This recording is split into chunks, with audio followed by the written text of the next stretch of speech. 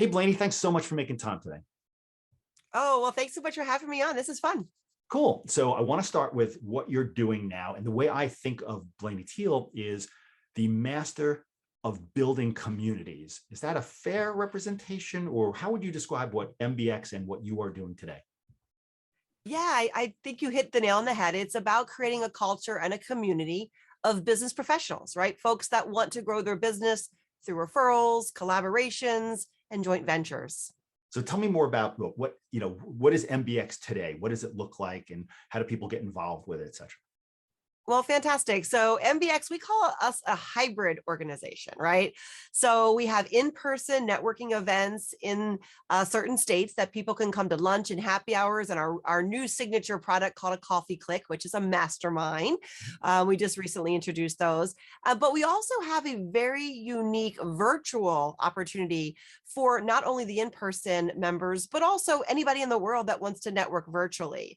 I've created 4 different platforms. Well, I didn't create the platforms, I created the experiences using 4 different platforms so that you don't get Zoom fatigue and you don't get bored going, oh, another one, a breakout room with the same 5 people. How do I get stuck in Zoom with the same people, right? So we create these really fun, unique virtual experiences that are a bonus for our in-person members.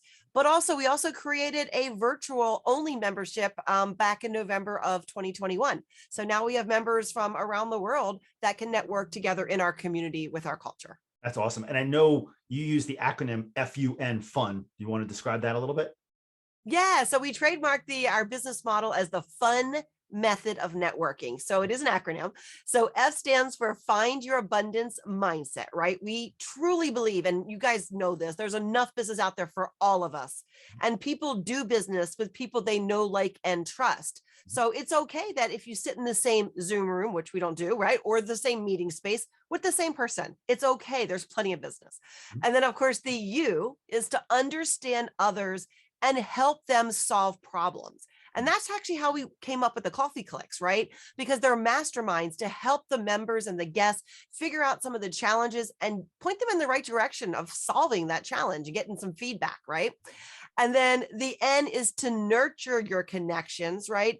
And treat them like the way you want to be treated, right? So no spamming, right? We don't want to do that in this world. We want to give more than we receive. And so that is our fun method of networking. Plus our events are fun. I told you they're unique, they're fun. So it all goes together. So is there a typical, or what types of people are best suited to participate in your networking group? Yeah, so we used to just say it was local business owners, right, and business professionals because we were meeting only in person. But now we have just a variety of different types. So it's entrepreneurs, right? It's solopreneurs. It is small business owners. It is, retail business owners. And of course, even direct sales companies can participate. So, we say everything: small business owners, solopreneurs, entrepreneurs. Sales professionals also are a big one. So folks that maybe work for, like I said, a larger retail company, and they're the marketing rep, they're the sales professional. They need to build their book of business by referrals. But we don't really limit it to any industries. And we're open, like I said, to anybody that just wants to not only just get referrals, though, it's also about the joint ventures, the collaborations, the larger scale projects, and just learning. I think one of the things that people forget about is in networking, sometimes you can share a little nugget with somebody at a networking event that can totally change their business. So it's about that community of sharing and giving value. That's awesome. I know I've participated in a couple of events, and they are absolutely fun and very productive. So congratulations on what you've achieved. I want to take you back, 2 or 3 years when you were in high school. Where did this come from? Like in high school, what were you thinking in terms of careers for yourself? And then we'll take the progression to catch up to today. Yeah, so I guess I should have said, I'll tell you, my story actually started when I was 7. I don't know if you know this or not, but I started my first business at the age of 7. Wow. I actually was selling crafts to my classmates in school. And I'm not kidding, I would crochet wreaths and I would sell them to the nuns because I went to Catholic school. So that's really how I got started. But by age 9, I was handmaking barrettes and walking down the beach with my girlfriend, selling barrettes to every mom on the beach to her little kid that was there. Wow. And we would make them during the night, and we'd go sell them the next day at the beach, right? Before they had the scope people out there. we were that. And then my life just progressed into having my own craft business. And then I actually, in high school, like you said, oh my gosh, I was making crafts by night and I was going to vendor events on the weekends selling them, right? So I was always promoting myself, right? I was always out there making connections, and you have to sell yourself to sell your product. Right. So when you're at those events, I was 12, 13, 14 years old. I couldn't even drive. My mom would drive me to the craft shows. We would do them together. And that, really spun off my entrepreneurial spirit. But then it just goes deeper than that. I never thought I would be where I am today. I'll tell you right now, I actually went to college to be an international lawyer. That's what I was going to be. Wow. I took French, I took business, I took, political science. That's what I want it to be. But you know how your life just throws things at you. That didn't happen. I ended up, believe it or not, ended up dropping out of college to become a new home sales representative for a Wow. company in Maryland. And within like 6 months, I was their top salesperson. And, I had to start networking, right? So got into the title business for 7 years. I had to start joining networking groups. So that's kind of how I got like into the networking world, first promoting myself, but then of course, now I had to go to groups and promote the company I worked for. And that's something I had to learn. It is a skill you have to learn when you go what was some of the networking. insight when you go back to that moment in time? What were some of the things that you learned that helped transform your whole life and career in terms of networking and breaking in and all that? Well, yeah, like I said, so breaking into the networking, you one, even if you're an introvert, you really, and I'm not, as you guys know, but even if you are, like you need to learn the art of networking. And because there is a skill to it. And I see it so many times in my groups now where people who have never networked before come in and you just know they're a rookie, right? So it is something you have to learn. So when I first started networking in groups, it was when working for the title company. So that's really, I guess, the real estate. I still had a market, but I did it by going into offices and stuff like that. But when you go to join a networking group, you learn, one, you have to be confident and you have to learn your spiel, whatever you want to call your introduction, in 30 seconds or less. Like you need to really get down and pique their interest, I think is really what it is. Piquing their interest in 30 seconds. You're not going to tell them everything you do, make them an expert, or make them even want your business or service. You've got to pique their interest with what you say. And then, that really started, and that's how my business started. And so I was in networking for a really long time, David. Like I was in every chamber. I started a breakfast club. I was in a mom's networking group for moms. And, I was in other different types of networking groups. And then of course we get to where we're coming, which is how I ended up with my own group. Right. So So how did you then progress?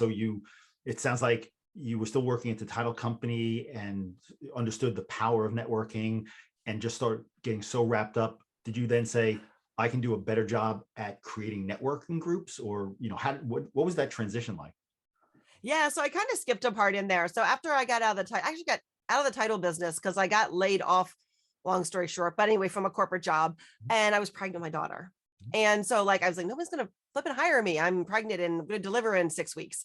So I actually went to a consignment sale for my other business. And those words actually came out of my mouth you just said. So I went to this consignment sale and my mom goes, how was it? And I said, oh, I could so do it better. So I ended up starting a consignment sale pop-up. Mhm. And I ended up doing that in 2006 while right after my daughter was born. So I learned to network. So now I had to go out and network my consignment business. Mhm. So I had to join groups in a different manner, right? Because now I'm looking for moms that want to sell their used stuff. I'm looking for parents. So that's why I started like the moms networking group and tried to do all of that. So eventually I sold that in 2018. But right in there, I kind of did say that I took the best of the best, right? So around 2017, when I started MBX, there was a lot going on. And I figured out that, yeah, there's some great groups out there, but again, it gets boring after a while. You get tired of sitting in the same groups with the same people. And so that's kind of where it did come from. I was like, yeah, I could kind of do this better, but I also wanted to make sure that that everybody gets the best experience, right? Like I said, the community, the culture. MBX is very different. We actually have a very unique business model because when you come to our events, you don't pay for lunch. Mhm. So it's like, it's very different than the traditional, okay, I join the chamber and then I pay $35 to come to a meeting. Mhm. Or I join a singular, exclusive group and you pay, and then you pay $15 for breakfast. Right. So our business model is different. And so again, I just want to take the best of all those different groups and create something a little bit different than what is out there. And so we started it just in Maryland, David. All I did was Maryland, Maryland, Maryland, Maryland, Maryland, Maryland, until wonderful pandemic hit. And, we couldn't do events anymore because the restaurants all closed down on us for a while. But you know what? One of the things that's so inspiring, Blaney, is that the pandemic, is a terrible thing, et cetera. But you made lemonade, right? You transformed your in-person physical networking events to a virtual, and you're growing. Talk a little bit about that. I mean, that's remarkable that you took that type of massive challenge to your business and to the whole world and our economy, and are doing something new and unique and successful. If you want to share a little bit of that story. Yeah, so we had to pivot, right? Otherwise, I would be out of business. And so we took everything online to the Zooms, of course. And as I said, that was working okay. But then, of course, I wanted it to be unique. And so I started thinking, though, how can I do this bigger and better, right? Because I'm one person running Maryland. So I had to sit down with my business coach and try to figure out, can we duplicate Blaney, right? Can we make little Blaneys all over the world? Because that's the only way that I could scale. Right. I can't drive to Virginia, Pennsylvania, and Texas where we're hosting in-person events now. I had to find area connectors. So we started hiring folks to be trained and implemented into our system. And like I said, we kept the virtuals. We're not going to get rid of them because those are so valuable. And we did. So now we had to rename, by the way. So we were Maryland Business Connection in 2017 when we launched. And then on our 4th anniversary, which was last May, coming up on our 5th, we changed the name to Making Business Connections so that we could expand. So like you said, then we started hosting events and we launched in Virginia. We launched in Pennsylvania. We just launched this past January in Texas. Wow. And we're getting ready to launch in any state that I can work with a leader that wants to actually host events under our business model. And so, yeah, it's amazing. We are growing, we are hosting, gosh, like today we have 2 events going on at the same time, one in San Antonio, Texas, and one in Gaithersburg, Maryland. And it's like so fun to have all these events happening all over, soon to be the country, and maybe even beyond. So yeah, I'm really excited. We took those things and we turned it around.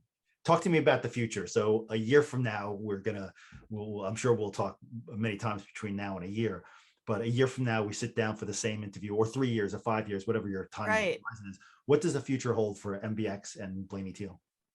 Yeah, so my goal is that we have our MBX luncheons and happy hours and coffee clicks in every state. That's number one, right? We want to have them in every single state. And then I can certainly foresee maybe a couple of years from now having them in Canada and UK. And actually, we already have one getting started in Canada, so that's already on the books.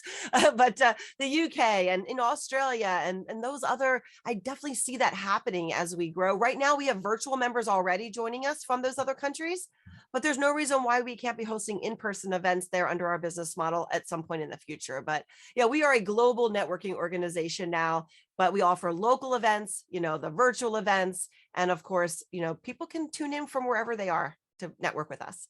That's awesome. Blaney, thank you so much. It's so inspiring. What a great story. I wish you nothing but continued success, and I'm glad that we can play a small part in your overall success and plan. So thank you so much for your time today. I really appreciate it.